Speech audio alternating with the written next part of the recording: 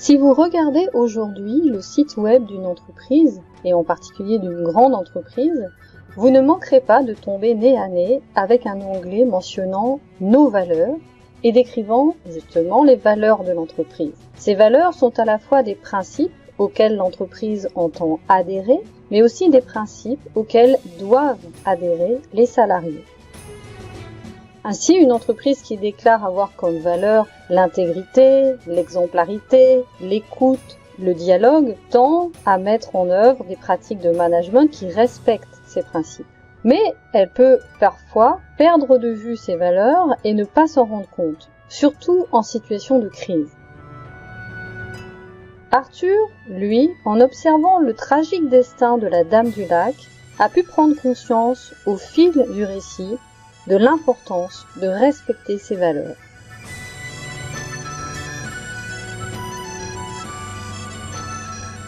Bonjour à tous, je suis Aurélie du Désert et vous écoutez Manager Génération Camelot. Aujourd'hui, nous poursuivons notre exploration des points de vigilance à avoir en tête en situation de crise en analysant la figure de la Dame du Lac. La Dame du Lac est un personnage central de l'univers Camelot. Être astral, évoluant sur le plan divin, elle est mandatée par les dieux pour guider l'élu vers la quête du Graal. Au départ, les dieux lui confient l'éducation de Lancelot, puis, après évaluation de son tempérament et de son ouverture à l'apprentissage, les dieux choisissent de mandater la Dame du Lac pour la formation d'Arthur. Arthur, devenu adulte, garde peu de souvenirs de cette formation et de sa mission, même s'il a déjà intégré et adopté les valeurs de la chevalerie. La Dame du Lac se rappelle à lui au moment où il doit quitter Rome pour prendre sa place de roi du royaume de l'Ogre. Elle va alors le guider et lui rappeler régulièrement à ses valeurs et à ses engagements vis-à-vis de ses valeurs. Sorte de Jiminy Cricket du roi Arthur, elle agit comme sa conscience, lui rappelant son rôle dans la quête du Graal et lui proposant des voies pour y parvenir. La Dame du Lac a pour particularité d'apparaître aux seuls yeux d'Arthur, et ceci sans s'annoncer. Il va sans dire que ces apparitions et le dialogue qu'entretient alors Arthur avec un être vu de lui seul donnent lieu à toute forme de situations les plus cocasses les unes que les autres. Mais ces moments d'apparition et l'incongruité de certains d'entre eux ne sont pas sans rappeler une forme d'alerte de l'inconscient quant au respect d'une éthique à laquelle Arthur a choisi d'adhérer. Elle incarne les valeurs de chevalerie qu'Arthur a choisi d'adopter et les engagements qu'il a contractés pour réussir à les respecter. Aussi, lorsqu'Arthur s'enfonce dans la dépression et choisit de renoncer à une partie de ses valeurs, il constate avec effroi que la Dame du Lac a été bannie par les dieux.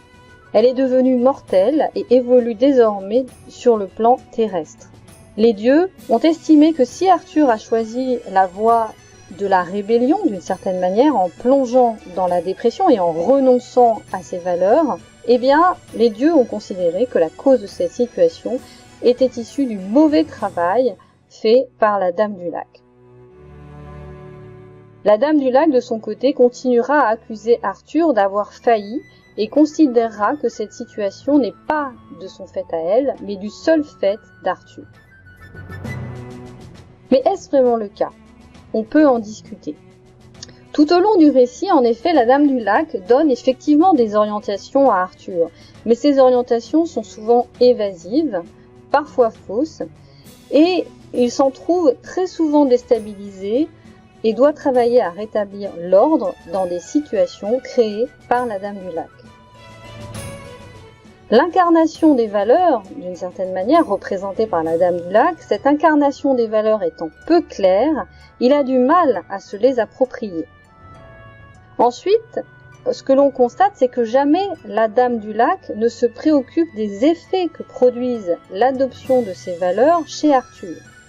Or, ces valeurs qui lui sont fixées, les engagements, les valeurs qu'il s'est fixées aussi lui-même, sont extrêmement fortes, extrêmement ambitieuses. Arthur fait tout pour les mettre en œuvre, mais il n'y arrive pas. La conséquence, c'est que face à cet échec, il ne se respecte plus lui-même, tombe dans la dépression et tente de mettre fin à ses jours. C'est bien la Dame du Lac qui a failli de ce point de vue. Elle n'a pas su accompagner Arthur sur le chemin le conduisant au Graal. En situation de crise permanente, comme dans Kaamelott, il est plus que jamais important d'être en phase avec les valeurs de l'entreprise dans laquelle on travaille. Si ces valeurs ne sont pas claires ou ne sont pas comprises, le risque est grand pour le manager comme pour le salarié de se sentir déstabilisé et de perdre confiance dans l'entreprise en tant qu'institution. Comme dans Kaamelott, il se peut alors qu'un double mouvement s'opère chez le salarié ou le manager. D'une part, la dévalorisation personnelle, je n'y arrive pas, donc je ne vaux rien. D'autre part, le désengagement, je n'y crois plus, je vais faire le minimum, voire quitter l'entreprise. Mais il ne faut pas seulement que ces valeurs soient comprises, il faut aussi avoir en tête que le salarié ou le manager doit avoir les moyens d'appliquer ces principes en se respectant lui-même. Dans le cas d'Arthur, les valeurs à suivre sont vécues comme trop ambitieuses au regard des moyens alloués. Arthur alerte plusieurs fois la Dame du Lac en lui disant qu'il n'a pas les hommes et les femmes qu'il faut pour parvenir à la quête du Graal. Mais elle n'écoute pas. Or son rôle, c'est certes de guider Arthur en l'exhortant à respecter ses valeurs et ses engagements, mais c'est surtout de le protéger dans son intégrité physique et morale pour qu'il puisse respecter ses engagements et donc ses valeurs.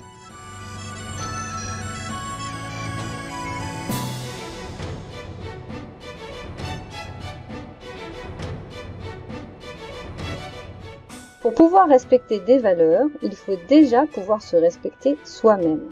En situation de permacrise, c'est plus que jamais vrai en entreprise. Les managers doivent guider leurs subordonnés, mais aussi les protéger. Par exemple, durant la crise de la Covid, les soignants ont beaucoup souffert de pratiquer une médecine qu'ils ont appelée dégradée, c'est-à-dire qui ne correspond pas aux valeurs portées par leurs institutions.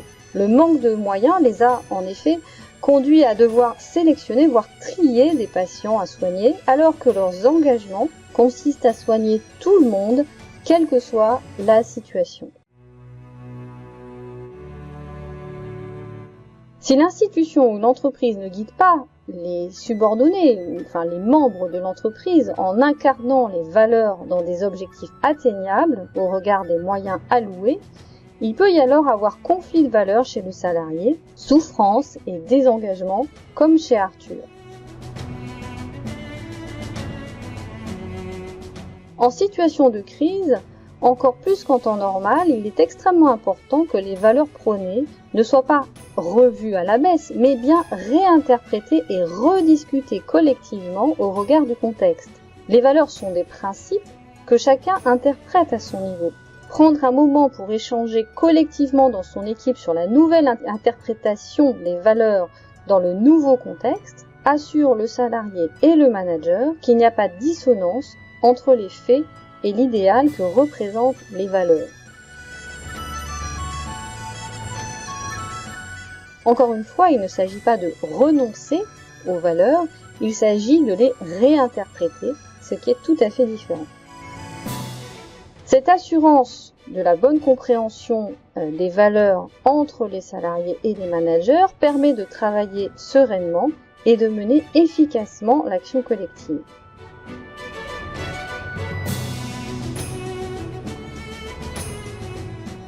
Le manager est en charge de cette démarche. Toutefois, le salarié peut aussi inciter le manager à lancer une telle démarche en l'interpellant. C'est ce qu'Arthur tente de faire auprès de la Dame du Lac à plusieurs reprises. Mais il ne l'interpelle pas non plus suffisamment clairement.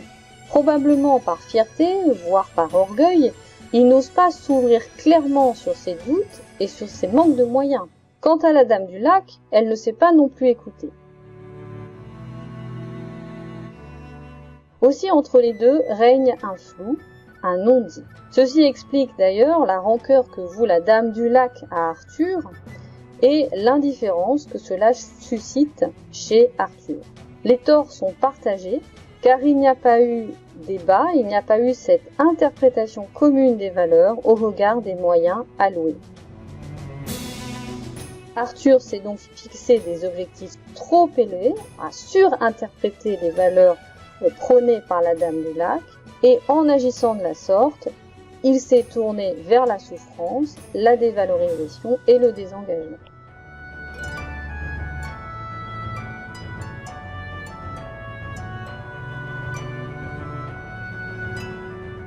En conclusion, le destin de la Dame du Lac illustre très clairement l'importance de respecter ses valeurs en situation de crise. Respecter ses valeurs, ce n'est pas s'enfermer dans une vision dogmatique d'un principe de management ou d'action collective. Respecter ses valeurs, c'est travailler à réinterpréter leur signification et leur application au regard des moyens dont on dispose. Ceci permet non seulement d'éviter les dissonances au sein du collectif de travail, mais aussi de garder la confiance du salarié qui ne se sentira pas en faute. Ceci permettra également par ailleurs de mieux identifier ceux qui ne respectent pas ces valeurs et de les sanctionner. Mais ça, c'est une autre histoire.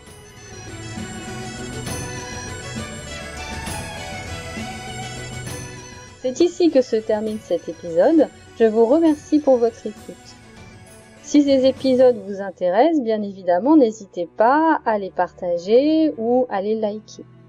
En attendant, je vous donne rendez-vous pour le prochain épisode intitulé « Manager l'incongru, le cas Merlin ». Ce podcast est disponible sur Spotify et sur YouTube.